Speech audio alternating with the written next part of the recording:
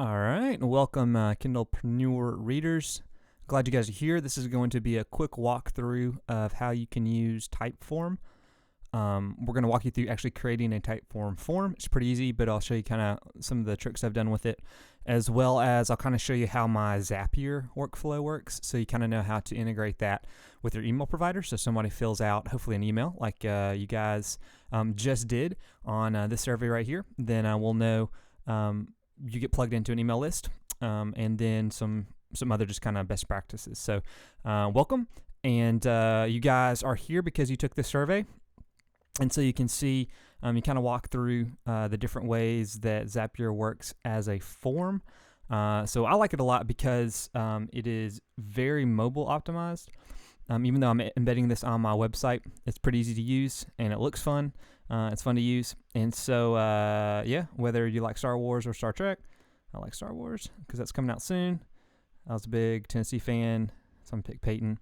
And then you're able to fill out the rest of the form. So mine was where the wild things are. Number one struggle is marketing. And then you can saw this. Email address is that one that is right there. And brand new. Good stuff.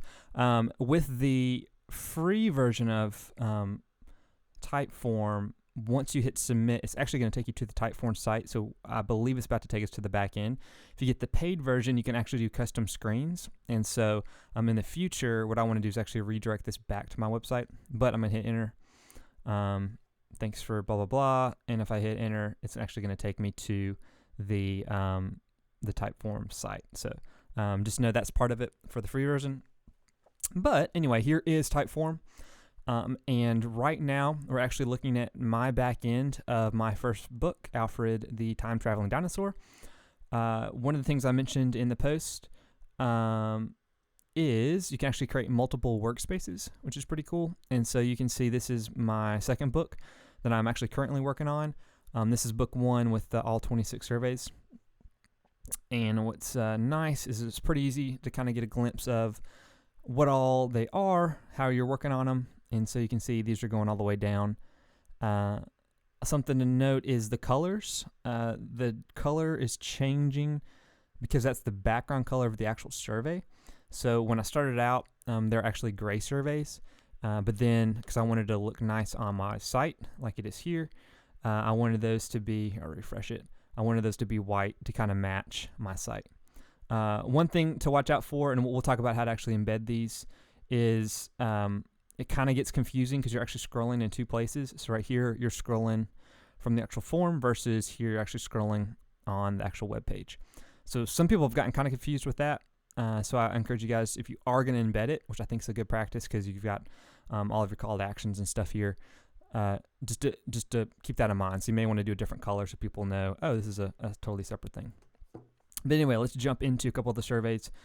We are actually going to make one right now on the fly.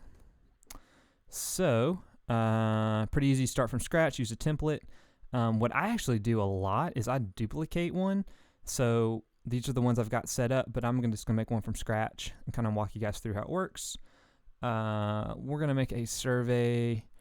Let's do, because I'm on a Star Wars kick. Your favorite Star Wars character.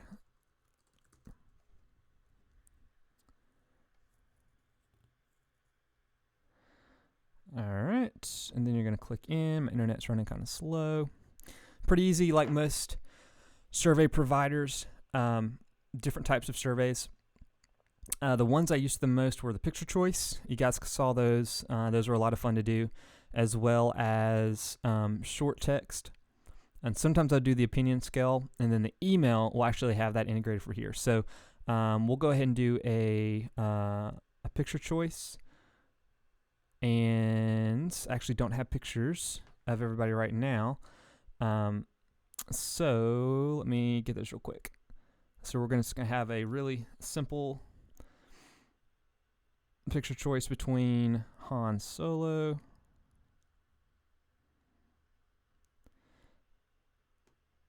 let me grab his picture real quick. And we're going to go Luke Skywalker. that one. Haven't seen that one in a long time. Actually, this has been on my mind a lot recently because I just got preview tickets or whatever you call them. Excited about this coming soon. All right, so we're going to go back to our form. Real easy. I'm just getting these screenshots because I'm trying to go quick for you guys. Han Solo. So who is your favorite Star Wars character? Han Solo. So that sexual label is going to pop up right here. And then we're going to add another one. Super easy. Just add that little plus. And Luke Skywalker.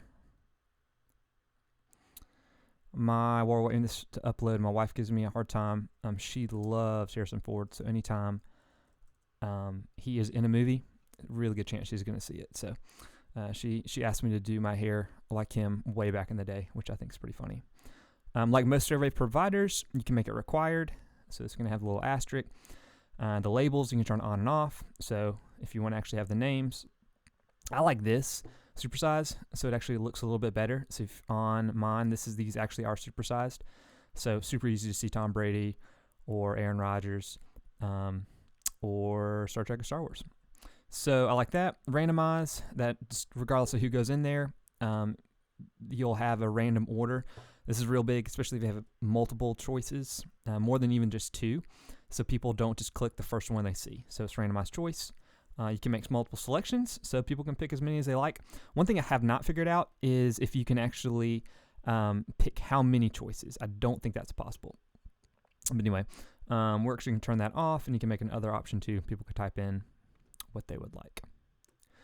Cool. So we're going to have that. And then because we're going to kind of mimic what I've done on some of my sites, what I then do is a call to action. And so you can see back over here, here is where I'm actually using this as a lead generator.